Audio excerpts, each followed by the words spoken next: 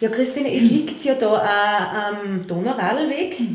Welche Gäste kommen denn da zu euch und was schätzen die ganz besonders an euch am Betrieb? Ja, Gäste kommen eigentlich aus der ganzen Welt. Also wir sind sehr international. Also der Radlweg ist sehr international und es fahren irrsinnig viele Leute von Passau bis Wien. Und da kommen halt genauso Gäste aus Spanien, Italien, Amerika, Australien auch zu uns her. Und ja, die schätzen das schon, dass wir bei unserem Hof den Großteil selber machen. Also die ganzen Säfte, Edelbrände, Most oder auch das Brot oder das Fleisch, das wird alles selber bei uns hergestellt.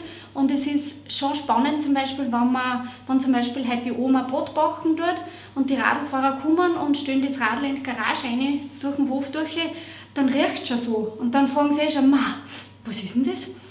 Was macht es denn leicht da? Also das ist schon für die Leute totaler Ansporn, jetzt muss ich mir da mal das anschauen und kosten, was die da machen. Und natürlich auch zum Auftanken wieder, wenn Genau.